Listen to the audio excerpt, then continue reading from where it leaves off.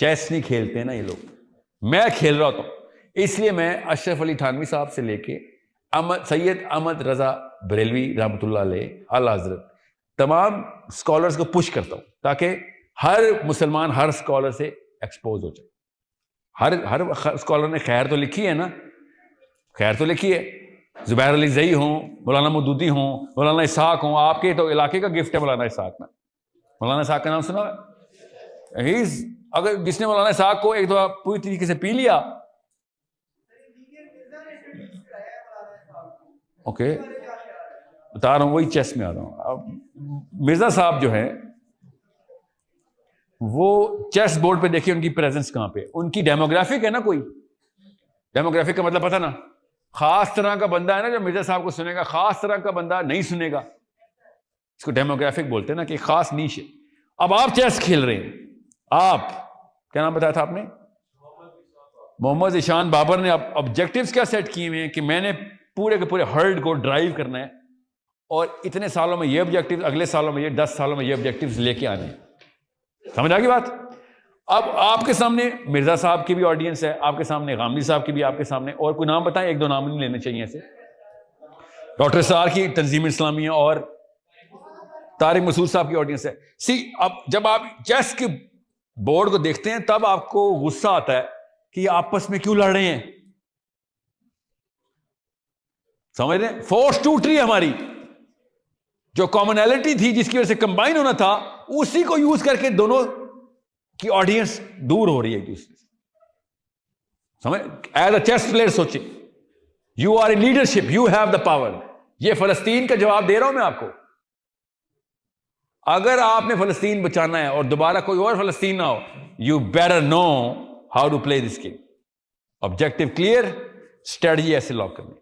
मिर्जा साहब के फॉलोअर्स और जेम्स, हीरे हैं वो। क्यों? क्रिटिकल थिंकिंग सिखा रहा है वो बंदा।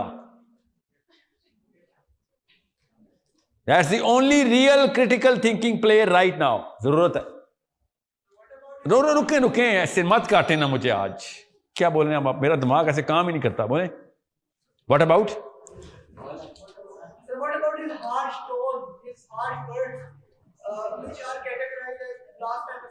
ओहो, देखें मुसलमान जो है ना,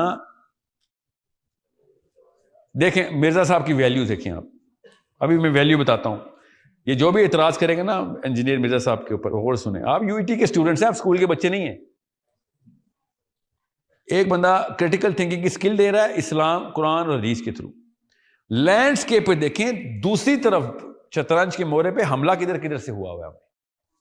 वो भी अल्लाह की कसम क्रिटिकल थिंकिंग सिखा रहे हैं, नाम भी क्रिटिकल थिंकिंग यूज करते हैं। प्रोफेशनल वर्कशॉप्स हैं उनकी, मैं भी सिखाता हूं क्रिटिकल थिंकिंग। मेरी वेबसाइट पे क्रिटिकल थिंकिंग का कोर्स है, बड़ा महंगा कोर्स है। 82 कंट्री से स्टूडेंट है मेरे पास। क्रिटिकल थिंकिंग इतनी जरूरी चीज है। मेरा 90% काम कौन कर रहा है? मोहम्मद अली मिर्जा साहब। समझ रहे? कितने स्टूडेंट ट्रेन कर लूंगा मैं? 8,000, 10,000, 50,000। जिधर काम हो रहा है देखें, फैक्ट्री, रिफाइनरी लगी हुई है उधर, प्रोडक्ट मुझे वहां पे चाहिए, फला सालों में इतने। सबसे बड़ी फैक्ट्री इस वक्त गांधी साहब for example, I totally disagree with many things. Critical thinking की फैक्ट्री है, लेकिन सोचना उसने सिखाया।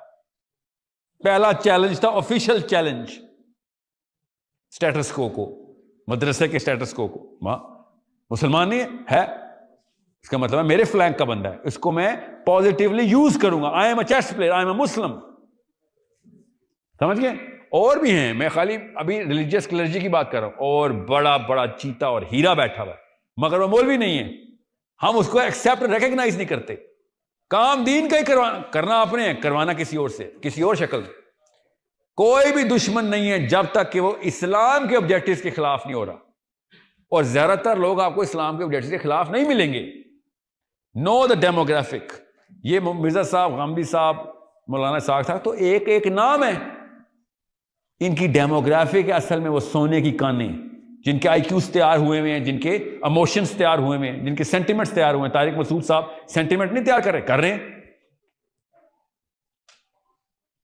तारिक मसूद साहब की और मिर्जा साहब की जितने भी फ्रिक्शन है आपस में, उससे नीचे दोनों की डेमोग्राफिक आईक्यू तो बढ़ रहा है ना। दोनों